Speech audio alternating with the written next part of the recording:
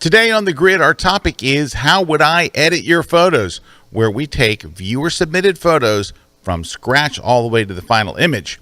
The real Rocket Man is back. We've got some nice giveaways. Plus, we're giving away a copy of my fabulous new book.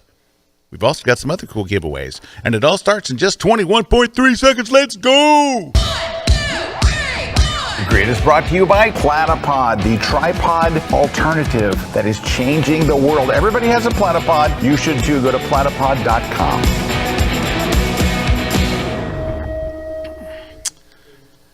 Well, hello, everyone. Here we are.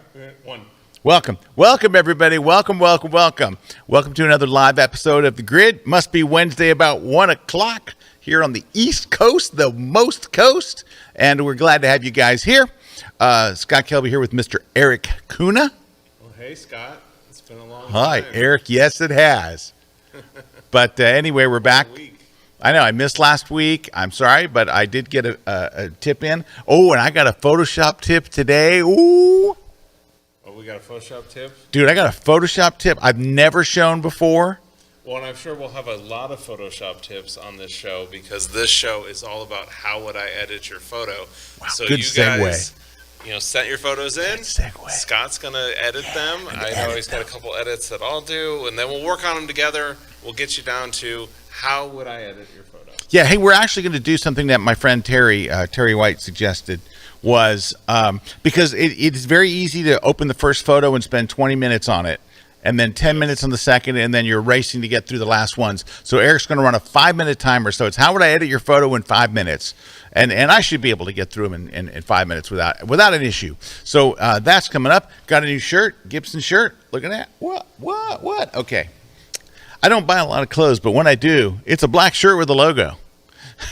Hey, I went logo free on the hat, so that's something. I don't look like a NASCAR driver today. Anyway, lots of cool stuff. Just want to mention, I am speaking in New York City.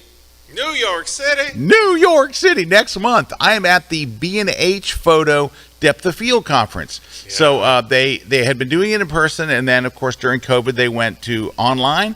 And this year, they're back in person. Dude, I'm doing 4 classes. I got a live shoot, and I got some retouching and all kinds of different Lightroom and Photoshop stuff. That is coming up February 7th and 8th in New York City. It's a Tuesday and a Wednesday. Here's the interesting thing. You can watch online, or you can go to the conference in person. Doesn't matter which one, for free. It's just free. The sponsors pick up all the cost. And there's a trade show, and there's all kinds of classes, and there's people like, well, I'm teaching there. Peter Hurley is one of the other instructors. There's a bunch of great instructors, lots of great classes. It's in New York. It's free. If you're anywhere in the New York area or the greater New York area or in Brooklyn or in Queens or wherever, it's the 7th and 8th coming out. Go to B&H Photo, and if you click through the little things up at the top, one of them says BH Optic, and it'll take you to the site where you just RSVP and say, I'm coming. And you can say, and it's going to say, are you coming in person or are you going to watch online? It's your choice. It's pretty cool. Hey, you know what's interesting? So we have what are called tally lights in the studio. It tells you which camera to look at. A little red light comes on. Mm-hmm. All of the lights are on. 2 of the lights are on at the same time. Just keep looking. So I think what happened is they routed it into the same the old output router trick. They routed it in the same output. Now none are on, so there's no cameras on. It's just a black screen you're seeing. Oh, yeah. There. No, that one went up. that Boom, time, boom, boom, all boom, 3 boom. flashed. Yep. All right. Good times. Anyway, go check it out, bnhphoto.com. It's a great conference. It really is a lot of fun, and I'm very much looking forward to it. Right after that, I'm going to the Outsiders Conference in Kanab, Utah. Yeah. Kanab. And I'll be in Kanab, Utah, just at a different time. Yeah, doing a nighttime thing. Yeah, nighttime photography over at the Nightscapers Conference. So look for Outsiders Photo. If you just search for that, and you'll find it. And where's yours? Nightscapers. Nightscapers. All right, so we'll be out there in Utah. Hey, where do you fly into? You're flying into Vegas? Vegas. Yeah, you fly into Vegas, then you drive to Utah. Yeah, it's kind of, now the beauty of that area is it is the branch for a lot of destinations. The beauty of that area is there's Vegas there. But there's no, well, you got to get outside of Vegas, you got to get over there. I want to see Resorts World, the new casino. Anyway, and I want to go to In-N-Out Burger right there on the strip. There you go. Boom. There you go. All right. So today we are looking at images that have been submitted. But before we get to that, we're going to jump right in here with our 5-minute timer because we're almost 5 minutes into the show. We're going to, what are our giveaways today and how do people win them? Well, we got tons of giveaways today, Scott, and we always do on the grid. That we're very You're so professional today. Yes. And so we're going to do, we've got a, let's see, Platypod multi-accessory kit. So everything you need to really accessorize your platypods. You want all those accessories for your platypod, that's what you get. And then we're giving away an ebook copy of your Light It, Shoot It, Retouch It book. So wait. New. I have news about that. Yes. They arrived in the warehouse at my publisher. Now, they have to they still got a supply chain to go through. Right, they have to go through. They still have to like ship them to the Amazon and ship them to Barnes and Noble and all the bookstores. But that's ahead of schedule, it seems. It is. They're thinking it's going to be a little bit ahead of schedule. So they were saying February 21st, but it is in my publisher. Now, I'm going to be doing a book chat here soon where I basically talk about the book at night, like we do an after hours thing at night. We talk about the book. I share a bunch of photography tips about, the book and stuff. We do a lot of giveaways. We have all kinds of goodies that we give away. So that'll be coming up soon. I don't know when it is, but it's soon. I tell you, what I love about this book, you did this in the first one, now the second one, is that overhead view and showing all the views of how the setups are. Oh, yeah. Because that's so important with lighting. Hey, can I show that, what that looks like? We have a close-up camera? It's Which so camera's important. on close-up? Over there? That one? We're going to use all right, I'm going to this show you one what the over here. deal is. All right. So this is kind of cool. It is really cool. All right. So each chapter starts the same way. All right. It shows you the shoot. Like here's all the photos I took like during the shoot. That would be as he's calling them. Right. And This is all with flash, by the way. No studio lights. All flash. Just any flash you have will work. Okay. And then here's the photo we're going to work on, the big one. All right. The next page is an overhead shot taken with a drone of the exact. This is these shoots. It's the perspectives. There's the camera. There's all the lighting and all. Here's the exact softboxes I use. You don't have to use the same softboxes either, but same softboxes. What the power setting was. What flash I used. By the way, I use different flash cells on every shoot. Some I used Yongnuo. Some I used Canon. Some I used Photix. I used Profoto. I use all different flashes because the brand of flash doesn't matter. All right, then. So it's a flash of light.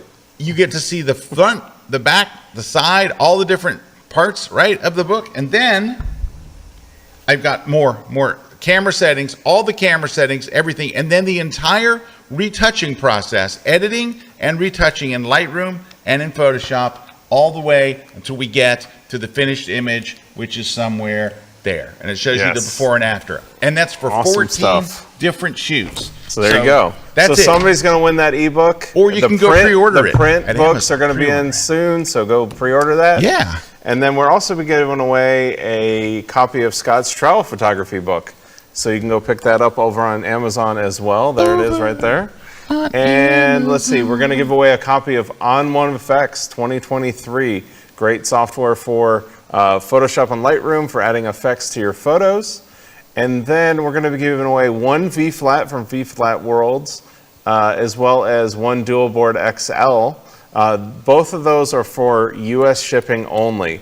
This is a great product for getting backgrounds behind your setups, like food shoots, those dual boards, and then those foldable V-Flats are great for folding up and getting a V-flat in your car, anything really.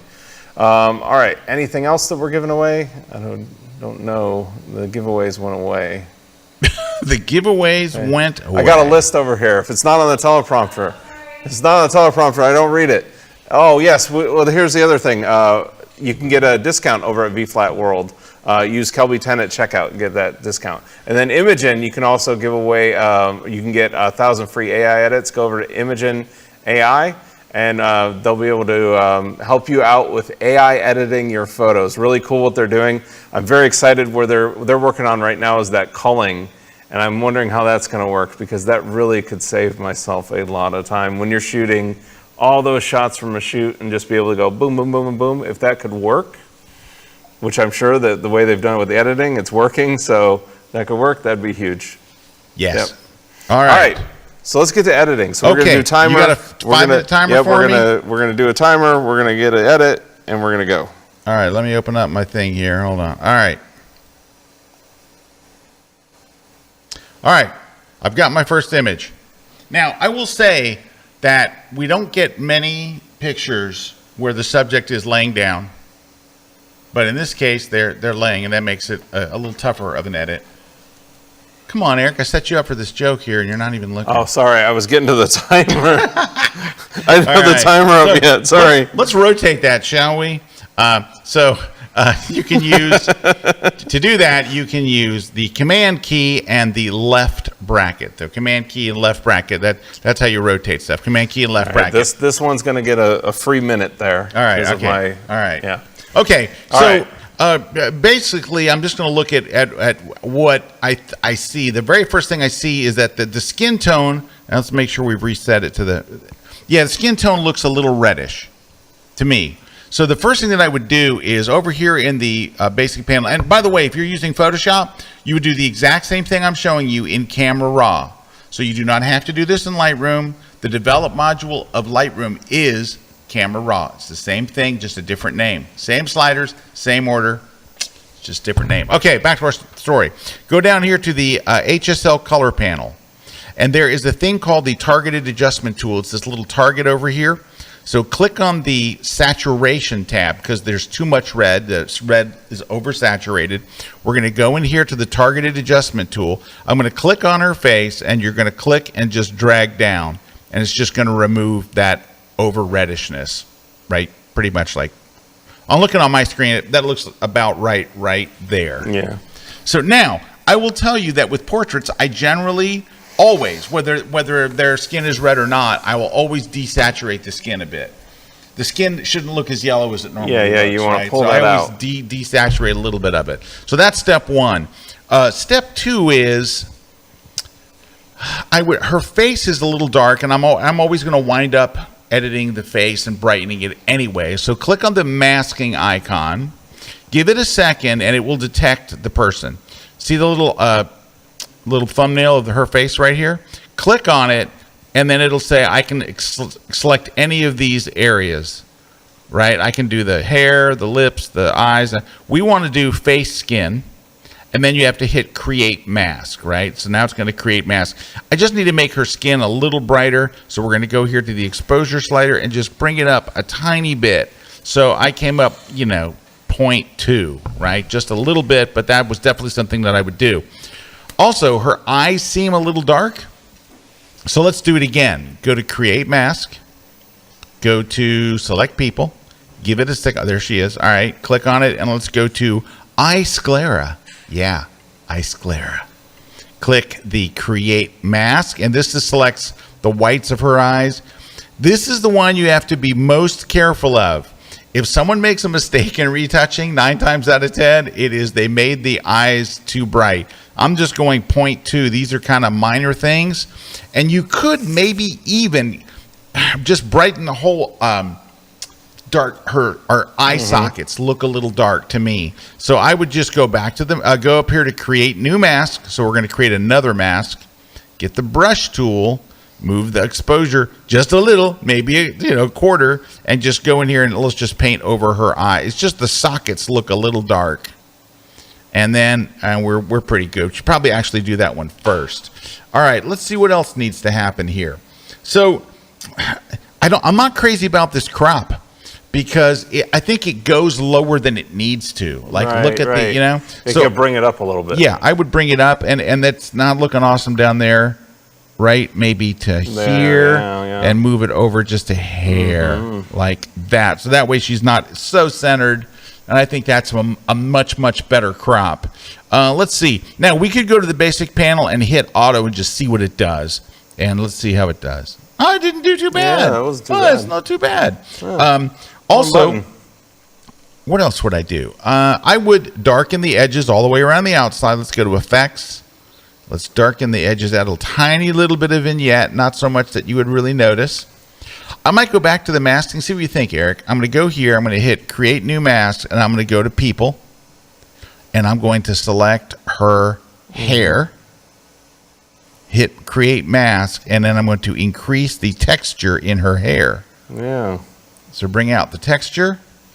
Now, Isn't at this that point, so cool that Photoshop lets you do those masks so yeah, quickly I would jump now. over to Photoshop at this point. So I'm pressing Command E on Mac or Control E. There's two things we need to fix here in Photoshop. One is I would go under the filter menu under liquefy, and I would do something I do to almost everybody.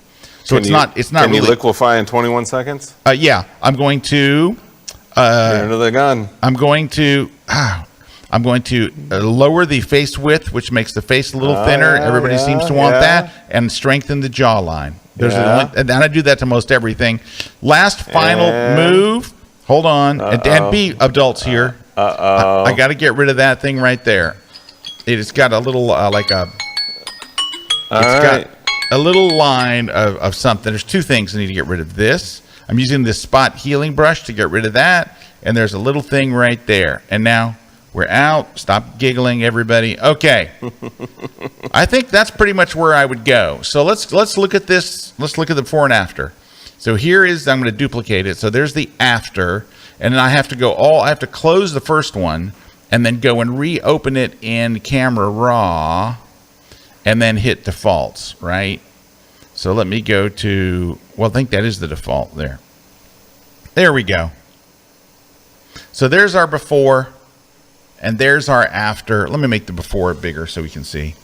So you can see our skin tone, I think, is better. The eyes are clearer. The hair's got more detail. The background's a little more interesting because we added that stuff. And just the color overall, and we fixed a couple little things. Easy. Yeah. It's a pretty easy one, really. 5 minutes. Awesome. Okay. All right. There we go. There's our first one. Okay. Let's grab another one, shall we? How about... Oops, I'm still in the mask. Let's hit reset, and so I can move on to another. Okay, here's one. This is a good shot. A lot of good shots today. Yeah. A lot of photos are good. All right, it looks like Santorini. Yeah. It looks like the place you want to be. Oh, I love Santorini. All right, so it looks like a nice shot, and this is challenging. Looks like it's probably, this looks like it's taken at dawn versus sunset. Just looking at the sky. So let's do this. Let's go to the develop module. I don't need the masking tool quite yet. Let's go ahead and hit the basic thing. Let's just start by going to the profile, and I would choose landscape, which I'm almost always do unless it's a photo of a person, because it'll give you a better starting point. Did you guys notice that? Watch the difference. Just choosing that. Look at it. Right? That just alone helped as a better starting place for your, it is a raw photo that only works on raw photos. All right, next. Here, I can close this over here so our picture's a little bigger. What would I do? Let's hit auto. That looks better. All right, we're in good shape. I would open up the shadows some more. But here's the thing that I would do. I learned this trick a long time ago. I wish I could give the guy credit. But he said if it's a dawn shot or a night shot, do this. Go to the temperature and go way over to blue. Like that. Right. Then what we're going to do is go to that HSL color again. So we already made it bluer than it was. Then we're going to go here and we're going to go to the saturation. I'm going to use that targeted adjustment tool again, because then I can click on some of the yellow here and increase it. So you're making the blue parts blue and the lights brighter, the lights more warm. So what you get is this wonderful mix between cool and warm in the same photo. That really does make a nice difference. You could also go to the luminance if you wanted to and brighten that up. We like light and dark, and we like contrast, and we like. Yep. And speaking of contrast, I would add some more contrast, and I would add a little bit of texture, a little bit of clarity will help make the water nice and shiny. That sky is a little. So let's go to the masking tool and go to linear gradient. So what we're going to do is we're going to darken the top part of the sky and then go down to transparent. So let's go to exposure and just lower that top of the sky. That looks better. And then I think we're looking pretty good. Of course, it needs sharpening. What doesn't? But I think that's pretty close. I could pull back the highlights maybe a little bit. And sharpening. So I'm going to jump over to Photoshop to sharpen. I'm going to use a plugin that you hear Erik and I talk about all the time. Topaz Sharpen. Going to open it up. I'm going to let it, I'm going to turn on the, you pick the sharpening model. and it will pick it. It says it's very blurry, but it will just click OK. Give it a second to sharpen it, and I think we're done. Yeah, there we go. So now let's go look at the original. So the original was right here. So there's the original. Here we'll do a before and after. So there's before and there's after. Now, as I look at that, that seems a little overly colorful in the oranges in that sky. So I would probably go do that HSL thing on the orange. I don't want that orange to be overwhelming. It looks a little too orange. I would fix that one thing. You would just do that. You could go to either the camera raw filter or you could go back to Lightroom, your choice, and just go to those oranges. Those oranges seem a little bit too much. Go to HSL. Where was it? Oh, it's called something else. It's called Color Mixer in Camera Raw. Thank you, Adobe. And same thing. Does the same thing. It's all the same, but no. And just take a little of that orange out. Yeah, you don't want it to be too crazy. So anyway, there you go. That's a quickie. That's pretty easy. Nice. Pretty standard, straight ahead kind of thing. All right. Well, we do have to take a break. That's a good idea. When we come back, I have an amazing Photoshop tip when we come back, and then Eric's going to do a photo. I'm telling you, if it works, this is going to be great. It's going to be great.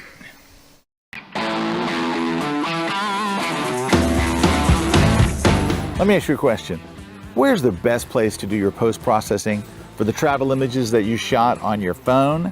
I'm telling you where it's at. It's poolside. That's the thing. You're still on vacation. You're enjoying yourself. You're having a great time. You're like, I'm going to take a few hours off. I'm going to chill out by the pool, and I'm going to edit my photos. And that's what we're going to do in part 2 of my class on shooting your travel photography with an iPhone. So in part 1, we took the shots. In part 2, we're going to bring them into Lightroom. Actually, they're already in Lightroom, but I'll tell you how to do all that automatically. And then we're going to go through the whole post-processing steps right on your phone or right on your tablet, whichever one you're using Lightroom. It's going to rock. Everything's going to be sync back and ready to go. When you get home, all your images are there. They're done. You're having a great time. And it all happens in real time because you're by the pool editing your images in Lightroom. I hope you'll check out part 2 of my class on using the iPhone for your travel photography. Hey everyone, I'm professional landscape photographer Ian Plant, and right now I am in the Upper Peninsula of Michigan along the scenic south shore of Lake Superior to do some winter landscape photography. And what brought me here is the amazing ice formations that you can find along the sandstone cliffs and caves of this region. And while I'm here, I'm going to share with you some of my favorite tips and techniques for taking amazing winter landscape photos. I'm going to talk about finding the best winter landscape subjects and creating dynamic compositions and visual designs that will draw the viewer deeper into your photograph. I'm also going to talk about the best light, color, and weather for winter landscape photos. And I'm going to discuss the practical aspects of successful winter landscape photography, making sure that you've got the right clothing to keep you warm and making sure that you can keep your gear safe from the cold weather. And we're going to take this from abstract theory to practical application. I'm going to take you with me along on a few photo shoots inside some of the ice caves up here. So join me for my latest class over at kelby1.com.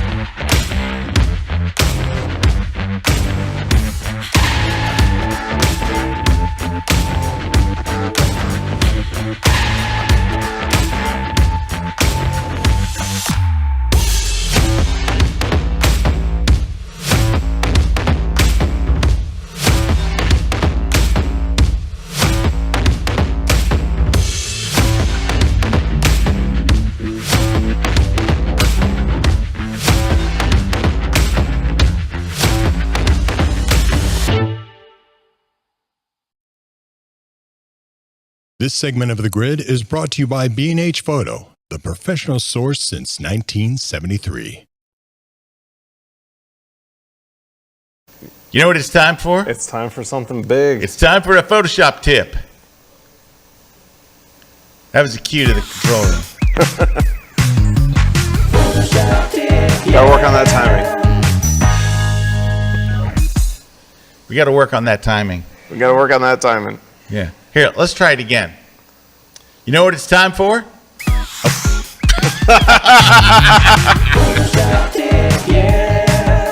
Third time's the charm. You think we can get it on the third time? Let's try. You know what it's time for? A Photoshop tip. There we go.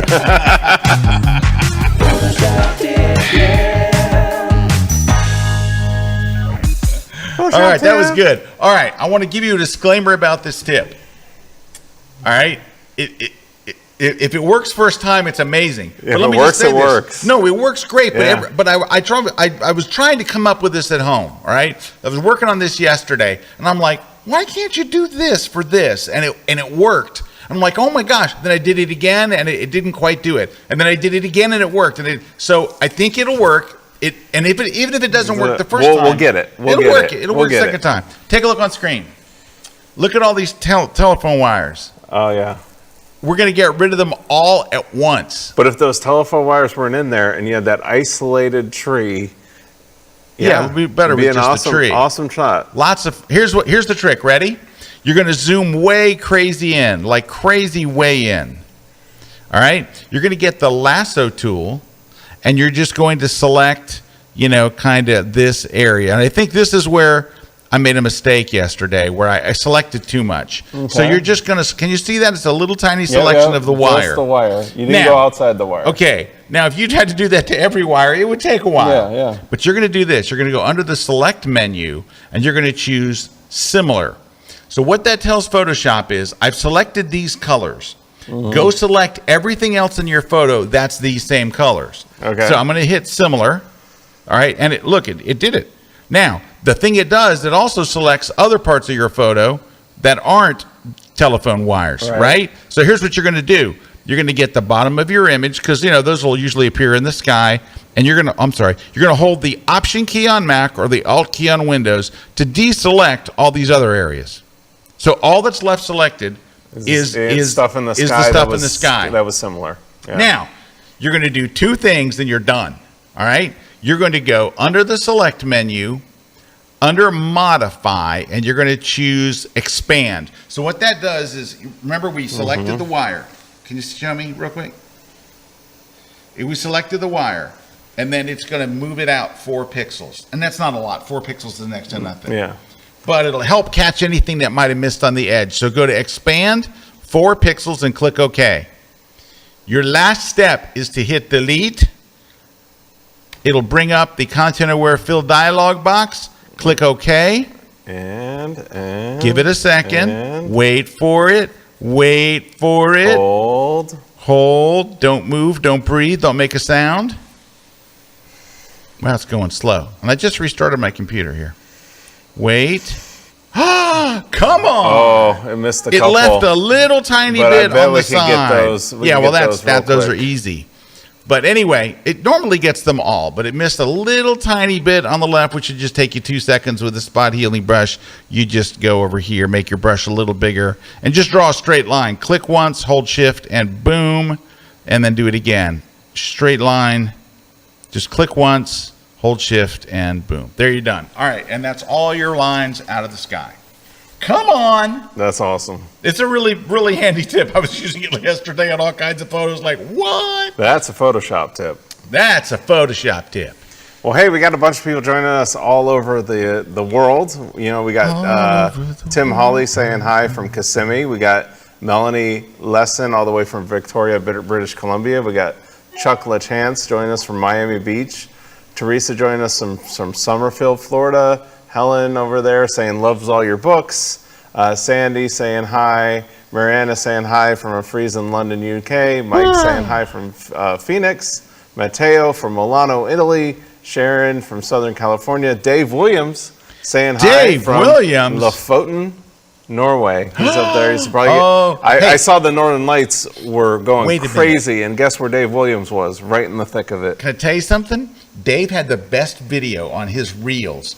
So Dave you're seeing like Dave in like a real nice cabin. He's showing you, here's the sink and here's the bed. That's real nice. Yeah. And he opens the door and outside it's Lofoten and it's all blue and all. It was fantastic. I showed my wife. I'm like, honey, you got to see it because you don't see it coming. Yeah. Because it just looks like a nice cabin someplace. And he opens the door, and there is the famous scene. And there's right. I mean, literally right out his door. Yeah, and I mean they had like an electrical storm recently up there, and it was just crazy.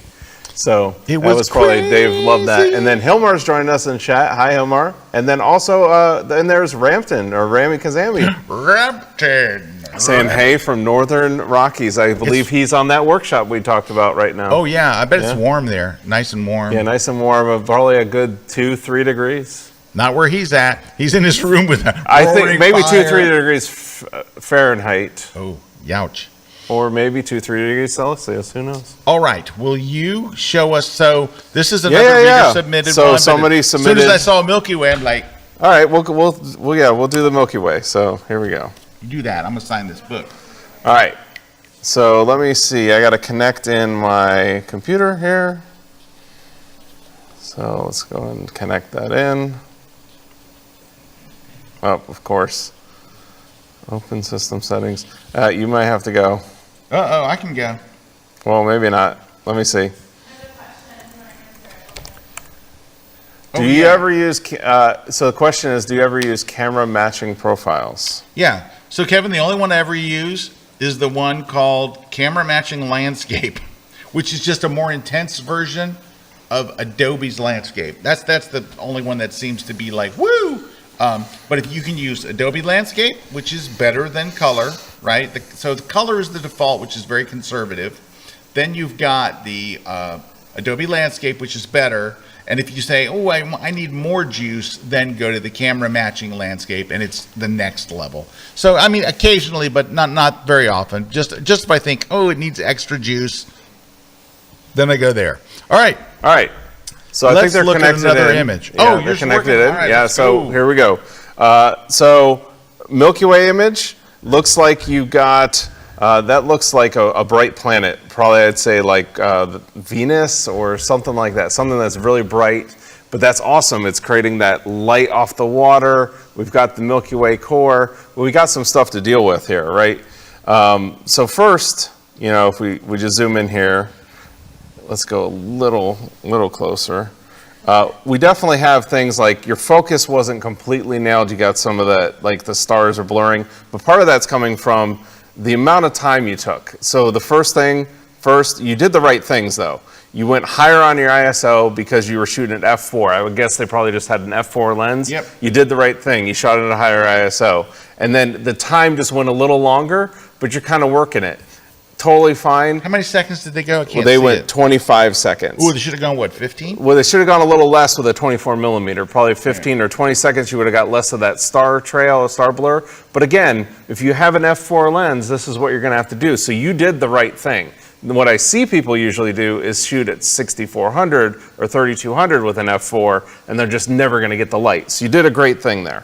First thing we're going to do though, first things first, we want to go in here and we want to clean up that noise. How do we do that?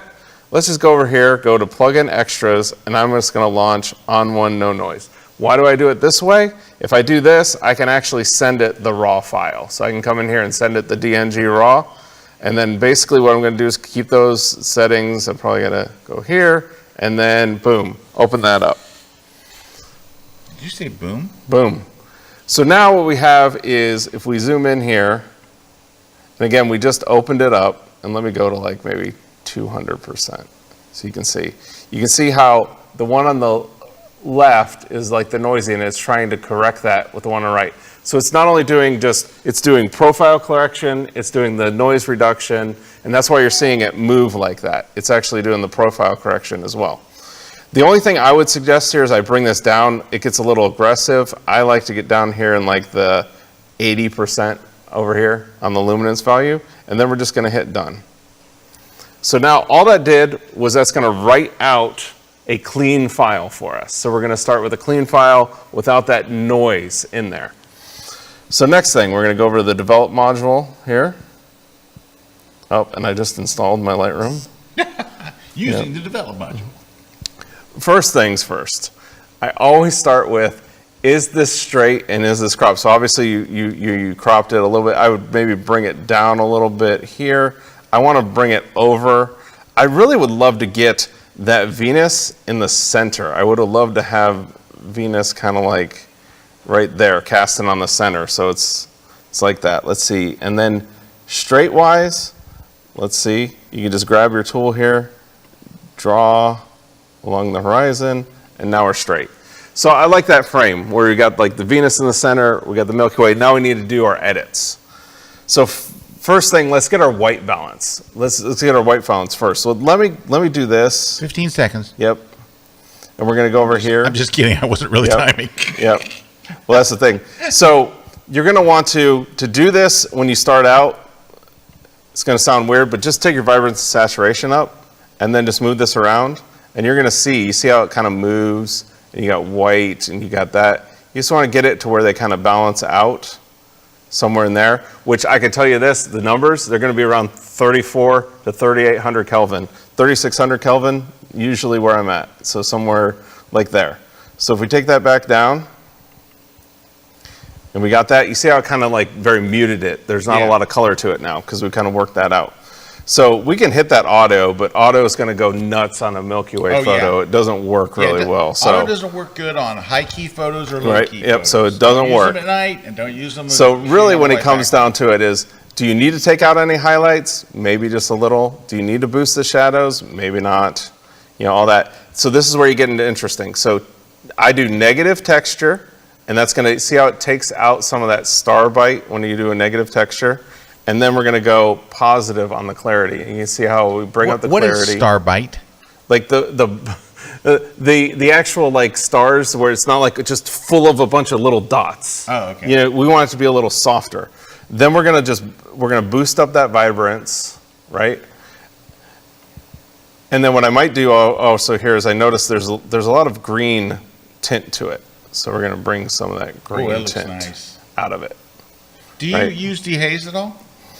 Yes, and I love to use dehaze. You can watch what's going to happen now is it's really going to bring out the Milky Way, right? Ooh. You see how it like makes it really pop. Yeah. Now what you don't want to do is you just don't want to like push them way over. That's what I think people do. You just want a little bit of it, All right. So now another thing you can do is you can come in here and just do the things that Scott was talking about. You can come in here and maybe add a little bit of a vignette to it. Maybe come in and do a selection, right? And again, I just installed my Lightroom.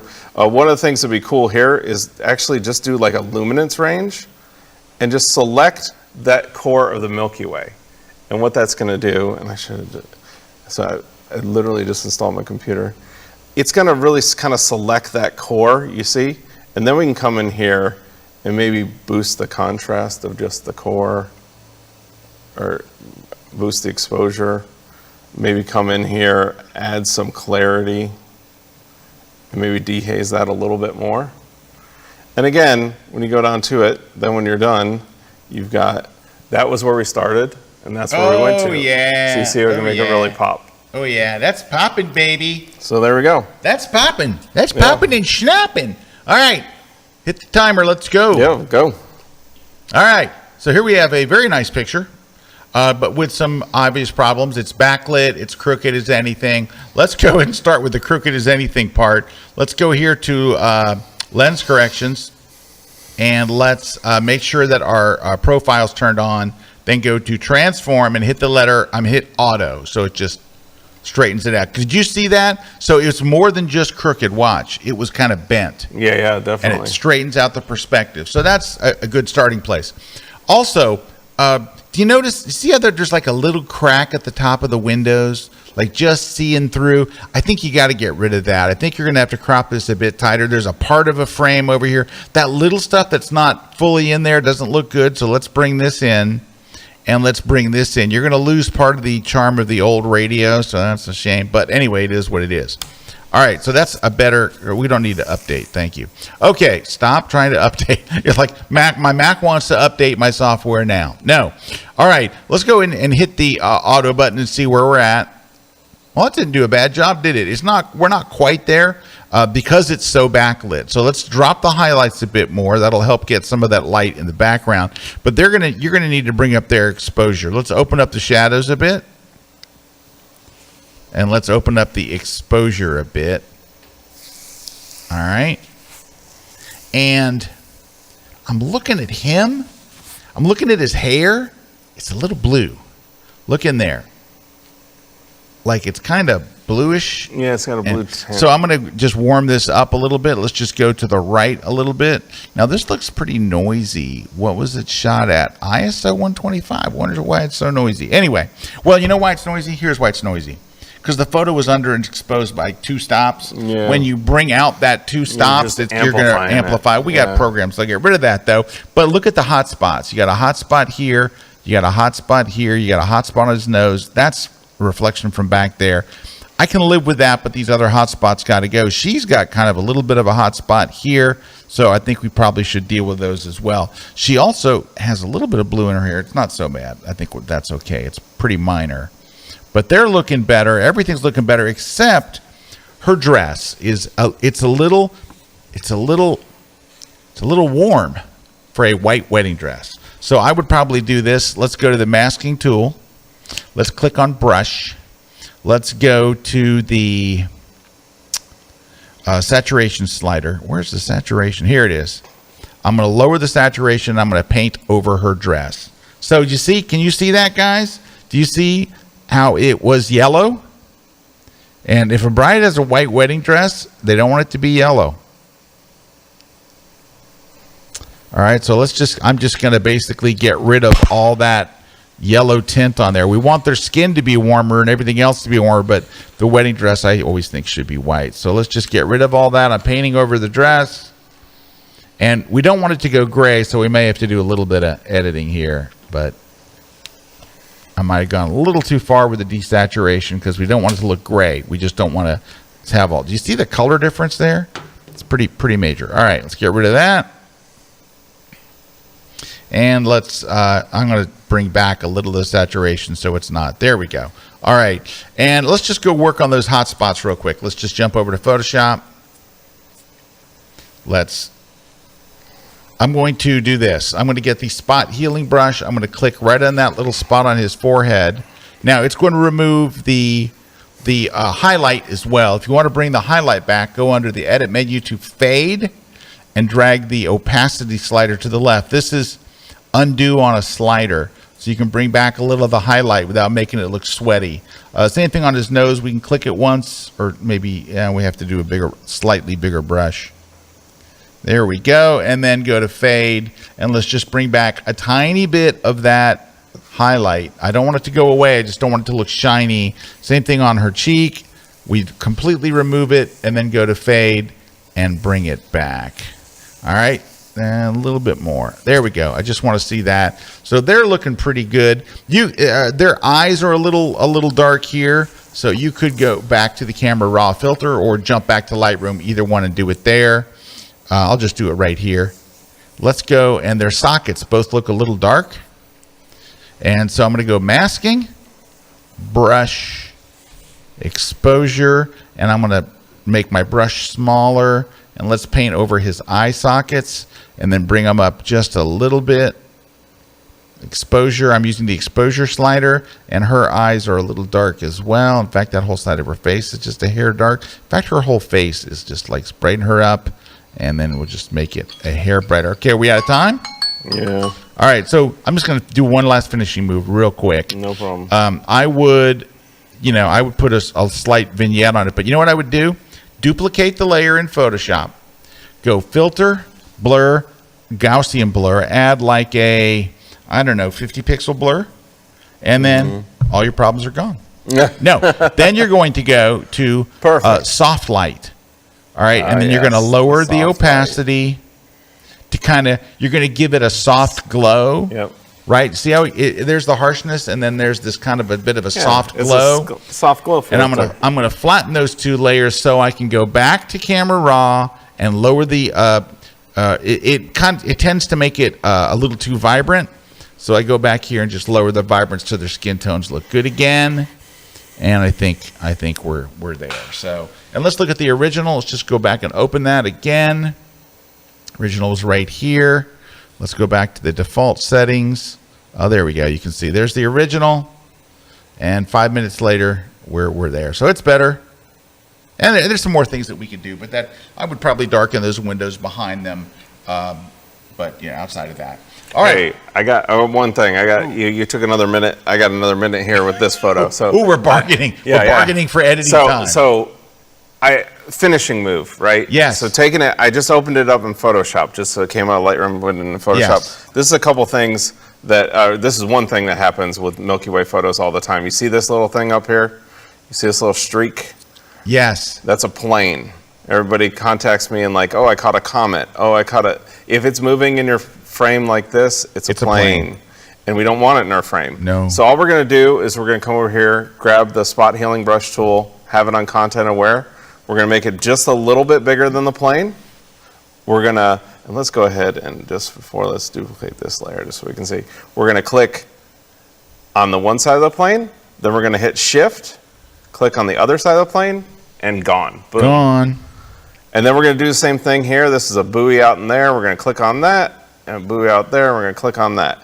And those seem like little things, but you see how, like, with it on, you're gonna see that running through the core. You turn it off, and boom, it's gone. So those are the little things that I do to every photo, going in there and taking out those distracting planes. Planes are definitely a problem. And the only time, and then you're gonna have satellites, the same thing, they're gonna be a problem. You do the same thing. Click one side, click the other side, shift, click the other side, and it'll be gone. All right. Well done. All right. It is time for a break. When we come back, we have so we're doing Photoshop tips every week, and now we're going to do a Lightroom tip every week. Mm-hmm. What if you could hire an extra set of hands just to deal with editing your photos? And what if this assistant was thinking and editing exactly like you? With Imagine, this is not a distant dream. Introducing your new personalized AI Lightroom Classic editing assistant. It analyzes your unique editing style down to the very last detail and applies that style instantly and uniquely to every new photo from your Adobe Lightroom catalogs. Whether it's color correction, cropping, or straightening, Imagine's AI assistant knows what needs to be done based on your previous edits. The AI constantly learns your unique point of view and improves. With just a few clicks, Imagine edits your photos in your personal style faster than ever. It takes less than half a second per photo at all volumes. Now you can finally have the time to scale up your business and win back free time. In addition to creating your own personal AI profile, you can also use one of our pre-built talent AI profiles if you are uncertain about your unique style or just want to explore the signatory styles of leading photographers. Your new AI assistant is here to deliver. Achieve amazing results right from the first frame and maintain the highest level of precision in each and every photo. Starting at only a few cents per photo, you get fantastic value for your money and save hours of work. So say goodbye to hours of tedious manual editing and to presets that distort your photos and underdeliver. And say hello to the future.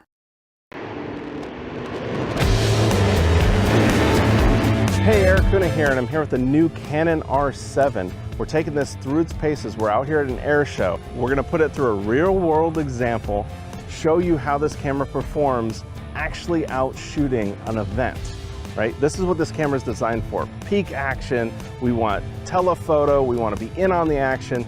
We're gonna put this through its paces, figure out what it can do, what it can't do, any highlights it has. These are the type of images that you can produce with this camera.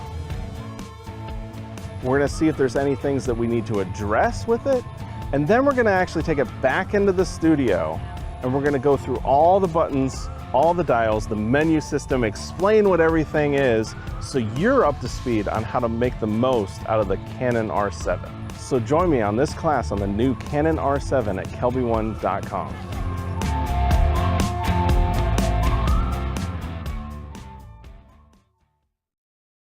This segment of The Grid is brought to you by Canon. All right, we are back. All right, let's check the control room timing. Ready? Here we go. Now it's time for our Lightroom tip. Lightroom tip. Oh man, it's the same graphic. They just wrote the word Lightroom in. Dude, I came in today and they're like, hey, we have a graphic now for the Lightroom tip and something else we haven't talked about. And I'm like, hey, it's just the same Photoshop, but it just says Lightroom tip. We were impressed, but just not as impressed as the Photoshop tip, guys. But their timing was spot on. This timing was spot on. All right, let's take a look in Lightroom. I got a Lightroom tip for you. All right, so this is a tip for, all right, it's going to sound like I'm saying smoothing skin, but it's not smoothing skin. So this is a tip for fixing the gradations on people's faces. So generally when you go from one color to the next or another tone from one tone to another, there's not a smooth gradation. And so you would use this on someone whose skin's pretty good and they're very young, but it still makes it look really, really good. So it's not, I need to smooth their skin. I need to smooth the gradations. Here's how you do it. Go under the masking menu, go to wait, for it to draw, and don't take the people, click on it. And then you can choose all these things. We're going to choose face skin.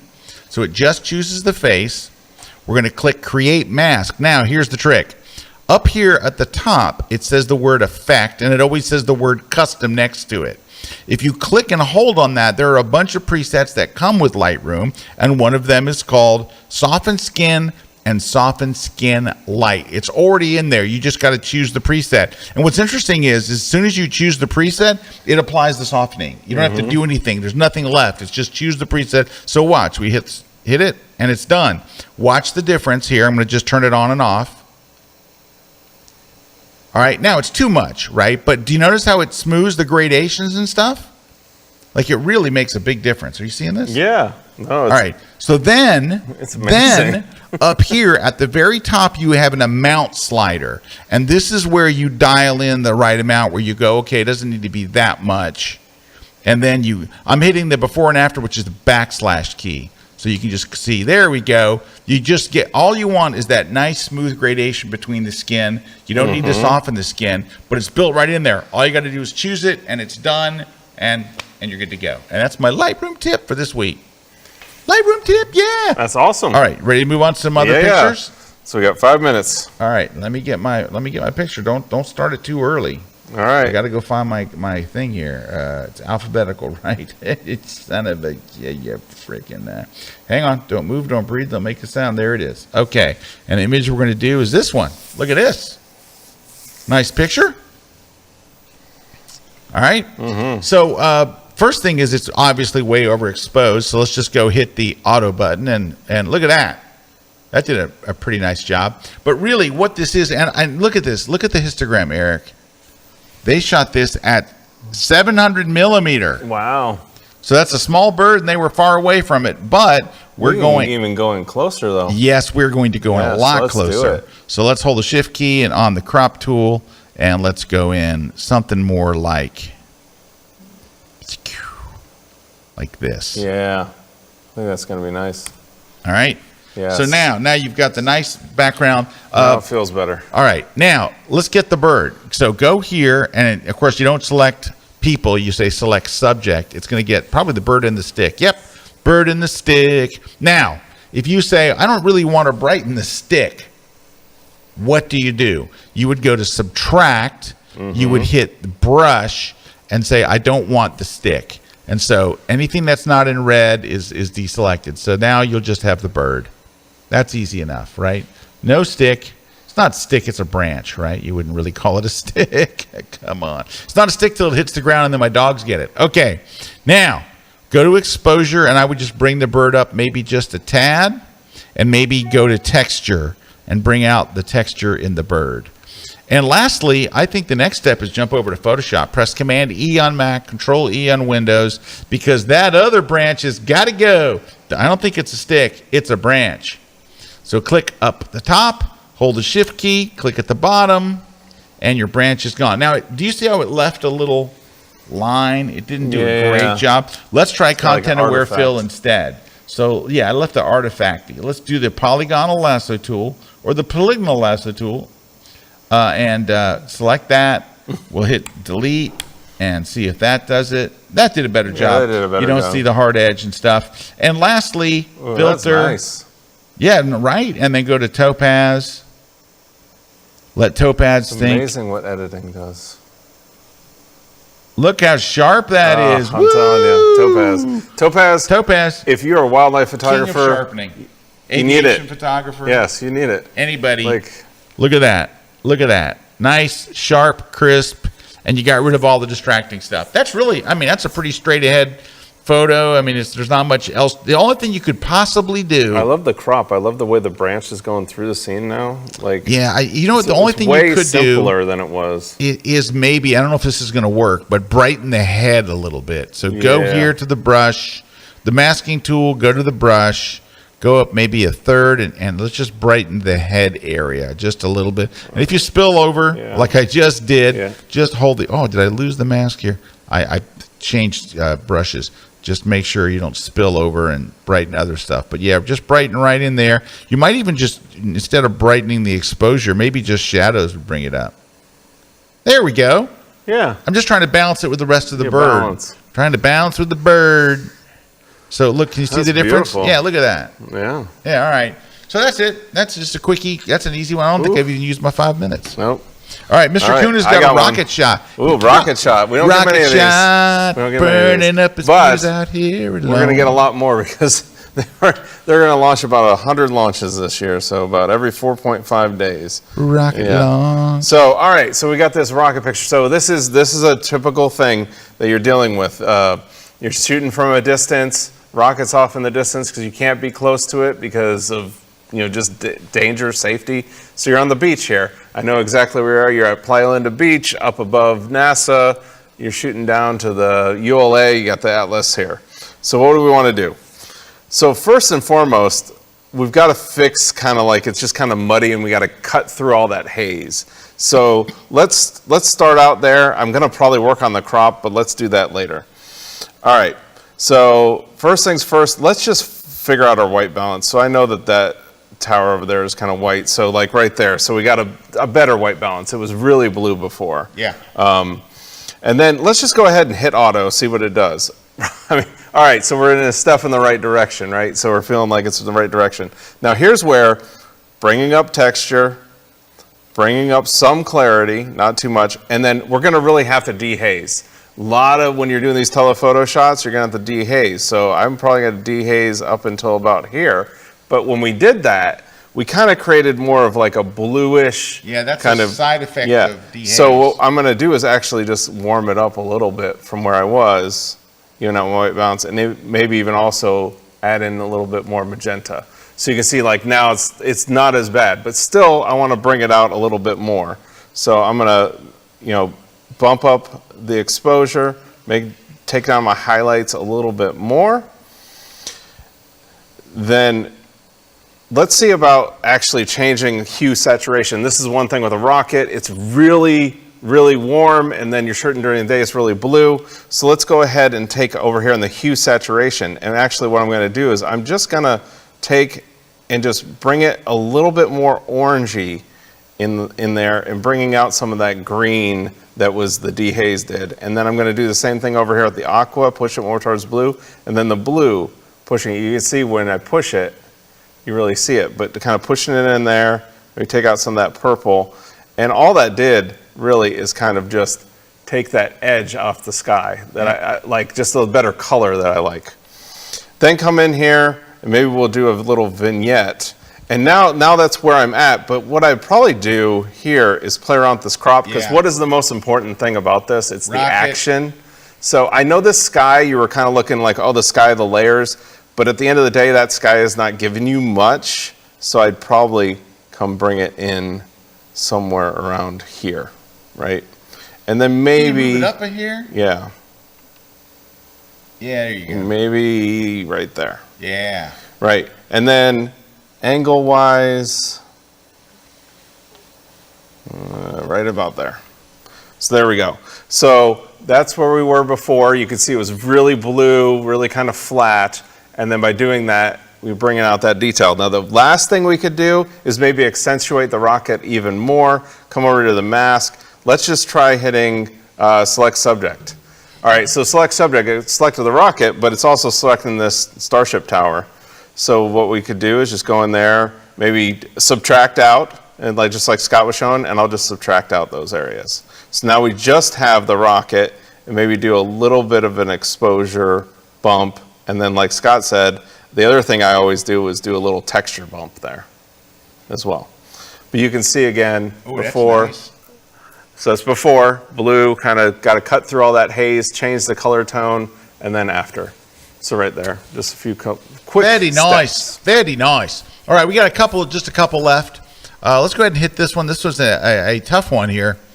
So I think it's tough because of the background is so messy. They're massive calla lilies and some drapes and just some really distracting stuff. So let's go ahead and start by just hitting auto and see where we're at. It's not an awful starting place. It's amazing how we went most of our careers saying don't ever hit auto, and now auto is actually pretty good. Yeah, it's a mind blower. All right, definitely. so what do we have? Really, exposure-wise and all, it's okay. You could bring up the shadows a little so you get a little more detail in like what she's wearing and in her face. But I think this is going to require a trip over to Photoshop. So here's why. Let's make a copy and drag it over to Photoshop. Here's why. Because under the filter menu, there's a thing called the neural filters. Mm-hmm. And in there is a beta filter that actually works really well called depth blur. Just go turn it on, and it's going to blur the background behind her. Give it a second. It has to process. If you look right down below her knee, it says processing on device. Mm-hmm. Because there are certain things. Do you notice it just blurred the background? I would blur it some more. I would go to blur strength and crank that up. It's going to take a minute, and you won't really see it until I click OK. But still, that helps a lot. But I can't click OK yet because it's still processing. What's weird is it doesn't say it's processing, but you can't click OK, so you know something's up. Give it a minute or more. It's coming. It's coming. Yep. And we're just going to blur that background. There you go. Look at the background. Like it's really blurred, and you've got some separation there. Let's go ahead and click OK. Now, do you know it blurred the chair she's sitting on. She's sitting on a clear acrylic chair. So here's what we're going to do. We are going to get the history brush. Ooh, the history brush a good one. is undo on a brush. So what I want to do is I want to go to the history panel, and this is what I've done. I opened the image, I ran the neural filters, and I deselected. I want to paint with it for what it looked like before I did the neural filter. So I'm going to go in here, and when I paint, it's going to bring back the chair before it was blurred. So you just want to paint over the chair, right? And there was, I think, sitting on the chair, there was like a giant calla lily for some reason. So we got to paint the chair back in. I'm not so concerned about the back leg as much as I am these front legs. And you got to kind of paint it and do a better job than I'm doing here. But I'm painting over the chair, and I guess you could do the back leg. There it is. So you're pretty much. Is there more to it? Oh yeah, it's hard to see because it's acrylic. All right. So we're kind of getting there. I think a couple of things you'd have to do after this are there's some really distracting things in here. So let's go real quick. I don't know how much time I have, but let's go in and get rid of these reflections of the lighting in the chair. So go get the 1 minute. All right, go get the patch tool and get rid of that. Get the patch tool and get rid of these. So you select them, you drag it somewhere clean, and let go. Mm-hmm. The patch tool is wonderful. Yeah. All right, and then what else? You got some stuff on her pants. That's these are stuff you'd never notice in person, but man, in a photo, it all jumps out. Yep, it's frozen in time. Frozen in time. And look at what you've got in her sunglasses. Right, so what I would do is let's go get rid of this. Oh, that's pretty bad. That did not work well. Let's try the patch tool. Go circle around it and drag it someplace clean. That worked. It didn't work great. Let's move over It's here. a hard one because it's so No, bright. that's better. Yeah. And then let's try it over here. And there's some other weird stuff. There's all kinds of weird. I'm going to get rid of all this. See if I can. Well, therein lies the problem with glasses, especially reflective glasses. Oh, I don't mind it. It's just a little bit of a cleanup. Yeah. And then there's something else reflecting over here. And it looks like you got an umbrella over here. Yeah, something. And you've also got some other stuff in there. Let me just, I know our time is up, and I would get rid of this stuff here. Like those lines and stuff don't belong there. Yeah, this is a quick one, but you get the point. Yeah, you get the idea. You'd have to get rid of this. I would probably get rid of that as well. Well, I don't know. I mean, I yes, don't know. I would It's not get so it. bad. It's You not could leave so it. It bad doesn't that drive me nuts. you would think that that's a reflection of those cow lilies or something, or Yeah, and I think we could probably at the end use a better crop too. Let's go a little higher on the legs. Let's go a little tighter in here. Whoops. Don't you love to hear that during a tutorial? Whoops. Oops. You know it's going well. So that's somewhat better than where we started. Let's go look at where we started. Let's duplicate this. And then let's go to this one and let's revert it. Here, let me just reopen it here, and that'll the best way to do it. And that was this photo, right? Where did it go? Here. So there's the original where the calla lilies are they're not pretty calla lilies, or I'd have left them there. They're like paper. But that really helps. How do you say it? Pape. I forget. It's from the episode of Seinfeld. Pape. Anyways, it's better. So that's kind of where I would go. I'd probably even vignette the edges a little bit. All right. Do we have anything else? I think we had one more, maybe. Do we have another break? Let's do the break when we come back. And then we have a special new segment. And we got to give away the prizes. And prizes. There we go.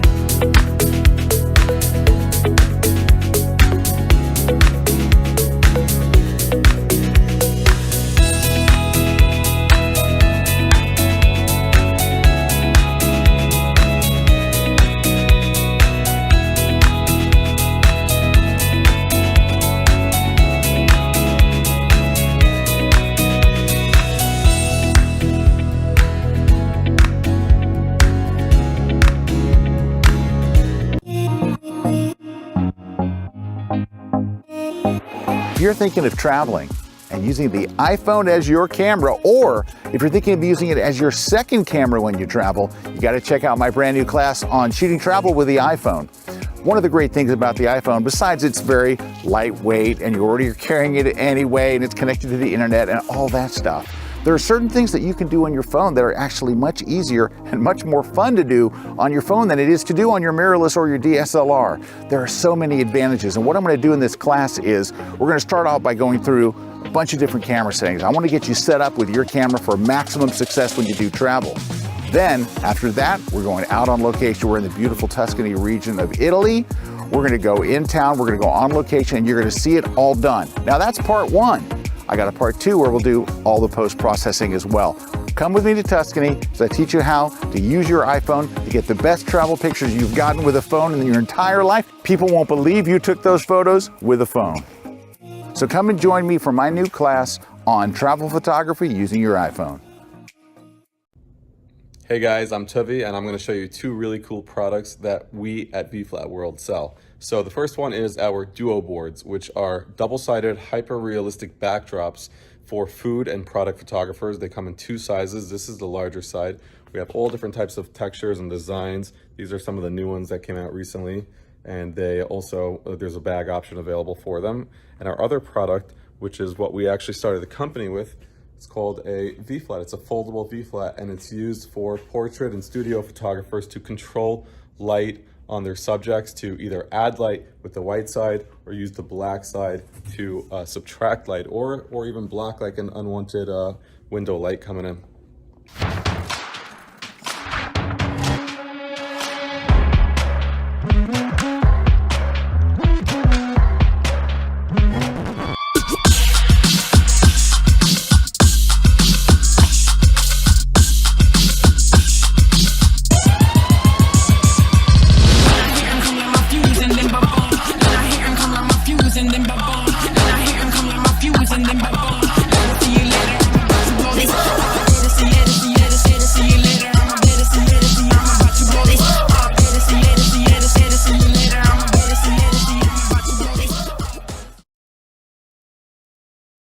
This segment of The Grid is brought to you by Platypod, the world's most compact tripod base.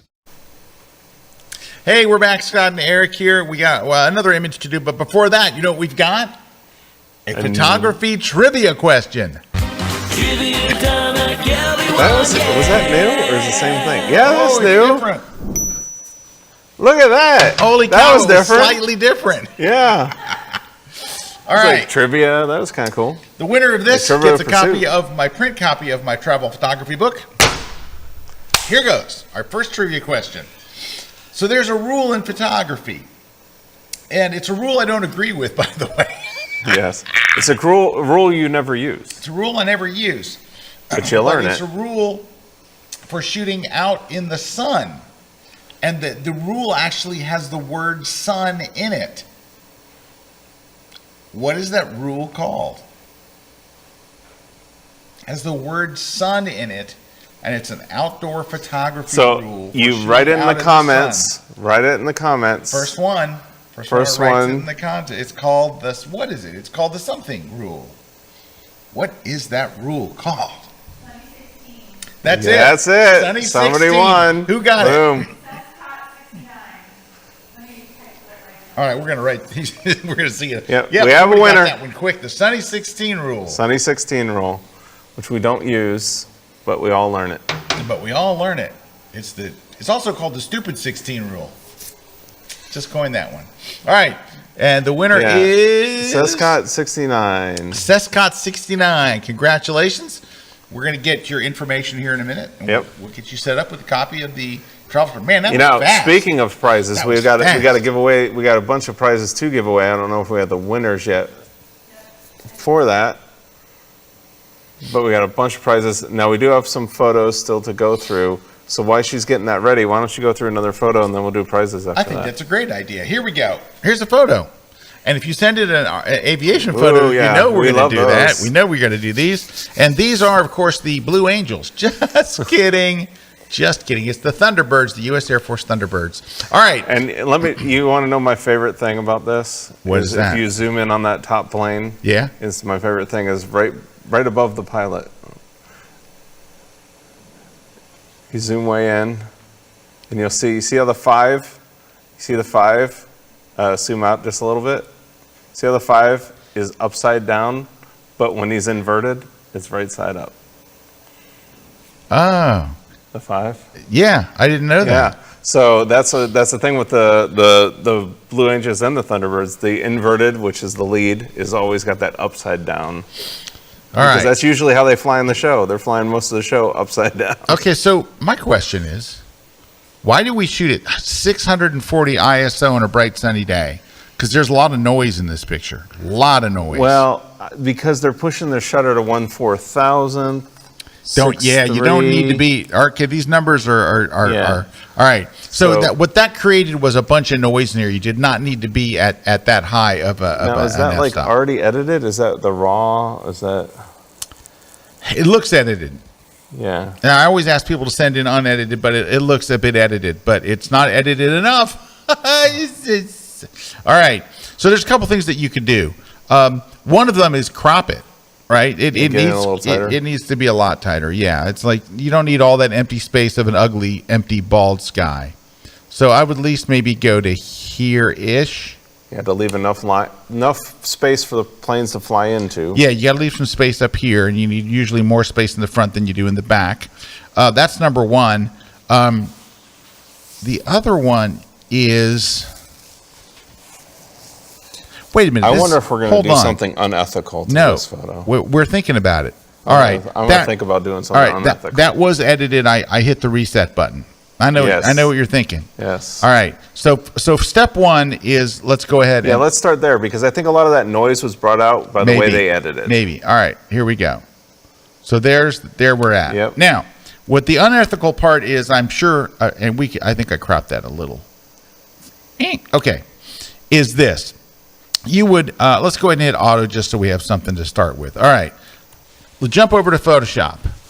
The unethical, well, let's say, okay, let's take this. It's not unethical. If you're doing this for your own art, you're not covering it for a show. Yes, you're not covering it for a magazine. You do whatever you want, right? So in that case, what I've seen people do is this. Go in here, make a selection of the top plane, feather the heck out of the edges. So soften the edges. 20 pixels is fine.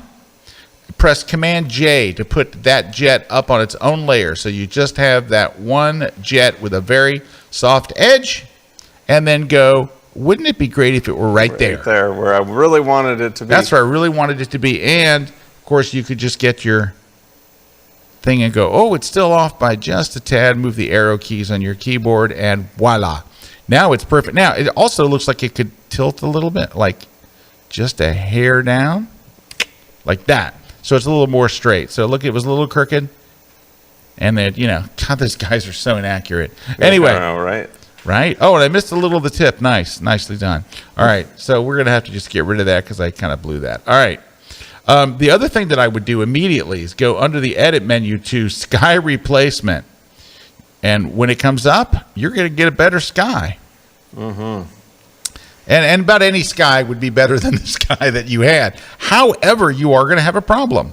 You lost the jet engine trails, right? You lost those. Yeah. So here's what you could do. Duplicate the layer. Bring it up top. All right, now, go get this tool right here. It's called the Object Selection Tool. Click on it and just wait a few seconds for it to do its thing. I don't know if this is going to work. Let's find out. It's spinning up there. Once it's done, there's Jet 1, there's Jet 2. Yeah, it's not getting it. Oh, sometimes it will. But I've had it. Wait, well. It's kind of getting it. Yeah, it's not great. It's not Usually great. this thing will do. Oh, wait. Here's let me show you something.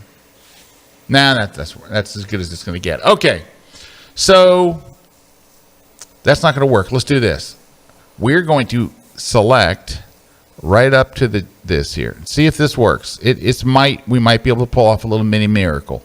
Put that up on its own layer and then turn this off. Now that looks really bad and obvious. You can see it there. But if you double click on the layer to bring up the layer style and go to current layer, hold the option key so it splits it in two, and see if we can get rid of some of that background. Let's do it here and split it. Trying to get rid of that, what's circling the exhaust. Yeah. It's just hard. There's a little bit. Yeah, it's very hard to do that. Yeah, no, yeah. I know. I'm not bragging about my Photoshop skills, and there's a little bit of it. But I think you could probably just duplicate it, come up with something better than I just did, and then of course you can't use the same one twice, so flip it vertically. What? Nothing. There's got to be a way to do this, but that's not pretty. But anyway, a sky replacement is definitely in your future for sure. All right, we have about run out of time. We're way over time, and we've got some winners. So who's winning what? So we've got David Conru is winning the Platypod multi-accessory kit. You got Jeannie is winning the V-flat dual boards. Mark Askinson is winning the dual board, so the V-flat was going to Ginny, and then Mark is getting the dual boards. And then Tim Hawley is getting the On1 2023 effects. Light It, Shoot It, Retouch It ebook is going to Josh Hill. And then that's it. And Seth Scott's the trivia winner for Trivia the winner. travel photography Yeah, book. so just email us over at gridprize@kelby1.com kelby1.com, and we will send you out your prize. Yeah, There we you do go. it. We really do it. All right. Well, that brings to the end of another fantastic show. Thanks to everybody that submitted images. We had a ton of images submitted, so thanks very much for everyone that has Great done that. images, great examples. Yeah, we had great photographers today. Lots of all good shots. So thank you for everybody that took the time to send in those. What else did I want to mention? Don't forget the Depth of Field Conference at the B&H, the Outsiders Conference in March, and the Nightscapers Nightscaper. Conference. When is that? That is in May. In May. All right. So that's one last thing. Later this week, first and next week, I'll be announcing publicly where my first workshop is of the year, my first on-location travel photography workshop. If you want, go to ScottKelbyWorkshops.com and get on the early bird mailing list, so you will hear about it before I mention it here on the grid. Yeah, absolutely. So, get on that mailing list, ScottKelbyWorkshops.com, and I'll be announcing next week all the folks that have been to one of my workshops, they hear first. Yep. And then after them, that list. And then the public next Wednesday here on the grid. So, anyway, that's what's coming up. Thank you. And I got a workshop later on this summer too that we'll be doing. I talked about last week with Russell Brown. So doing night photography out in doing light painting, night photography, all in one exposure. Ooh, one exposure. That's the best. Yeah. No cheating there. All right. Thanks, everybody. Thanks to my crew. Thanks to our sponsors. And thanks to all of you for watching. We'll catch you next Wednesday, rootin', tootin', and shootin' on the grid with trivia, Photoshop tip, Photoshop tip. Lightroom tip, other stuff.